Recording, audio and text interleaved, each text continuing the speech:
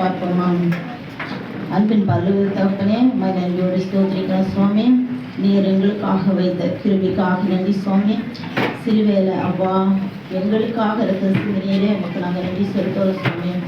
நீர் மொழிந்த வார்த்தைகளுக்காக நன்றி சுவாமி. அப்பா இந்த நேரத்திலும் சிலுவையில் நீர் பேசின 6ஆம் வார்த்தையை நாங்கள் தியானிக்க போகிறோம் சுவாமி.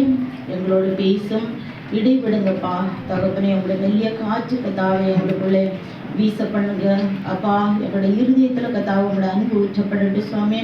உமக்காக வாழ கிருபித்தார் இயேசு நாமத்தை செலுத்துகிறோம் நல்ல பிதாவே, ஆமென். சிலுவையில் இயேசு கிறிஸ்து மொழிந்த 6ஆம் வார்த்தை. யோவான் எழுதின சுவிசேஷம் 19ஆம் அதிகாரம் 30வது வசனம். இயேசு காடியை வாங்கின பின்பு முடிந்தது என்று சொல்லி தலையை சாய்த்து ஆவியை ஒப்பு கொடுத்தார். இயேசு காடியை வாங்கின பின்பு முடிந்தது என்று சொல்லி, இந்த முடிந்தது என்று பார்க்கும்போது ஒரு முற்றுப்புள்ளி. It is finished.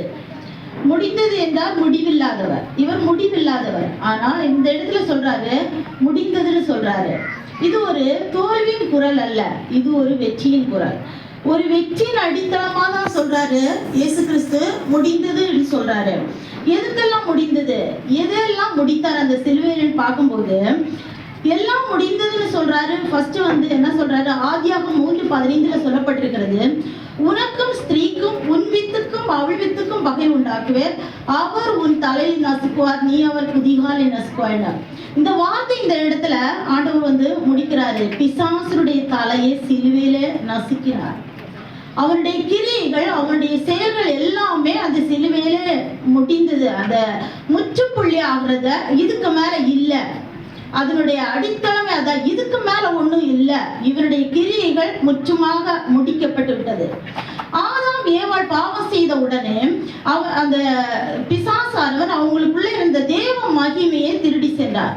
அவருடைய மனிதனுக்குள்ள இருந்த அத்தாரிட்டியாகிய கீய ஆண்டவருக்கும் மனிதனுக்கு இருந்த அந்த ஒரு கனெக்ஷனைய திருடி விட்டாங்க. அந்த கீய இயேசு கிறிஸ்து முடிந்தது என்று சொல்லி இதோட முடிஞ்சிச்சு அப்படின்னு சொல்லிட்டு அந்த கீய அந்த அத்தாரிட்டி எடுத்து மனிதனுக்கு திரும்பவும் தர்றார். அந்த மகிமையை திரும்பவும் ஆண்டவர் மனிதனுக்கு தருகிறார். இந்த